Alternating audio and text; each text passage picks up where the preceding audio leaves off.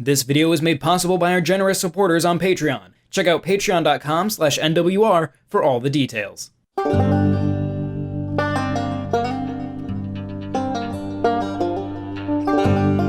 I first encountered Rebel Galaxy Outlaw while browsing Twitter for space games years ago. What I saw was a game that clearly took inspiration from one of my favorite series growing up. Following the game's development and seeing posts from its developers confirmed this initial suspicion. Rebel Galaxy Outlaw is a modern take on Wing Commander, in particular, the more open-ended Wing Commander Privateer spin-offs. It exudes the rustic charm of those 90s classics while feeling totally its own in its modernization of these mechanics. That being said, the history of Wing Commander and Nintendo was always more ambitious than it was successful, with the systems never quite being able to hold up to the scope of those games. So how will Rebel Galaxy Outlaw convert its complex space sim RPG gameplay onto Nintendo's latest system? In Rebel Galaxy Outlaw, you play as Juno Markev, a woman on a quest to hunt down her husband's killer. At the start of the game, your ship has been destroyed, and you find yourself flying what is essentially a space dump truck. It's pretty bare bones at first, but by taking on jobs and exploring the vastness of space, you'll slowly earn credits to upgrade it.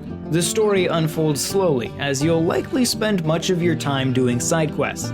The difficulty of the primary quest line increases very quickly, and it won't take long before you're completely outclassed by the objectives thrown at you. It took me a moment to realize just how much side questing I needed to be doing. Luckily, there is plenty of variety, but it's important to go into Rebel Galaxy Outlaw understanding that it is much more interested in being that space sim RPG than it is in telling a story. But if you're the type like me who enjoys slowly upgrading and eventually swapping out ships as you take on harder and harder challenges, there's a lot to like here. Rebel Galaxy Outlaw is completely open, almost from the start. You'll need to save up to buy a jump drive, but once you do, space is open to you. The map is broken up into systems connected by jump gates. Each system will have a combination of stations, planets, and outposts, each with their own alliance. While on stations or planets, you can buy weapons, defenses, and other gear for your ship. Trade out your ship entirely, trade goods, or just go to the bar and play 8-ball. In fact, quick sidebar, the 8-ball minigame is remarkably full-featured and incredibly distracting. But once you pull yourself away from the tables, you can also accept missions. The types of missions you take on will affect how you're perceived in regard to lawfulness. This perception affects how NPCs react to your presence. A lawful player who avoids hauling stolen goods will be able to move more freely through jump gates and stations, but won't have access to pirate-controlled stations and jump gates. It isn't just quests either. How you react to distress signals and other events you encounter will factor into this as well. In general, Rebel Galaxy Outlaw offers the player a lot of freedom. You can join merchant or mercenary guilds to get higher-paying jobs of specific types. Want to go after bounties and play this as a straight-up shooter? Go for it. Prefer to be a space trucker hauling goods across the sector? Have at it. Like any good space sim, your ship controls are robust. The challenge for any console port is getting a keyboard's worth of controls onto a traditional controller. Rebel Galaxy Outlaw manages this quite well. Most actions are mapped to a single button, with only a few more advanced techniques requiring button combos to pull off. Much of this is thanks to a radial menu that can be brought up to manage several non-flight related functionalities. Here you'll find basic things like maps and a scanner, along with power distribution. At any time, you can divert power between shields, engines, and weapons to prioritize recharges to specific systems. Whenever using any function from the radio menu or your comms, the game slows down to a crawl, allowing you to navigate menus even during intense combat. The Switch holds up surprisingly well under some substantial demands. Rebel Galaxy Outlaw is a beautiful game with bright contrasting colors and stylized explosions. I was surprised to see just how visually complete the Switch version was. Yes, the resolution is lower, though not to a disabling degree, and some textures are a little blurry, but it's still gorgeous. I did notice some slowdown when I wound up engaged in combat in heavily populated areas, such as the space around planets and near stations. It was never debilitating, however, and cleared up quickly. Early on, I was worried that loading times seemed a bit lengthy, but they cleared up as I proceeded.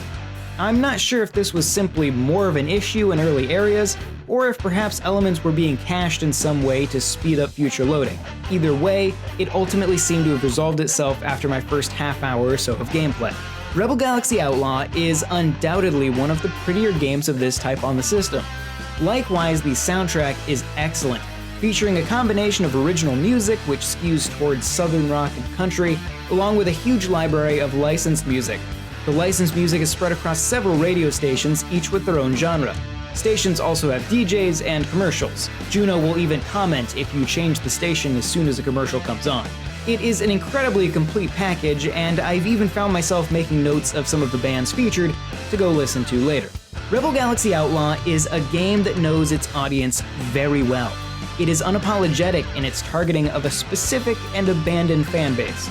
If the idea of hitting the autopilot button and watching your ship fly past the camera dramatically, or opening up a comm to tell your wingmates to break an attack sounds nostalgic, congratulations, you're it.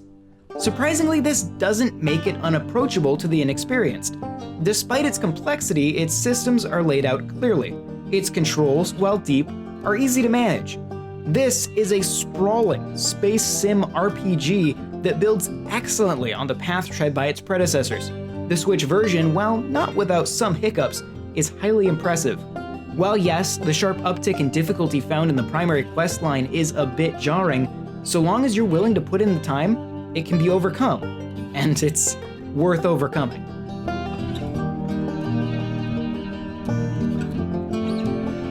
This video was made possible by our generous supporters on Patreon. Did you know that Nintendo World Report is funded directly by fans like you? When you support Nintendo World Report on Patreon, you get immediate access to multiple exclusive podcasts every month, exclusive Discord channels, an early look at select content, and more, all for as little as $1 a month. Check out patreon.com/NWR for all the details.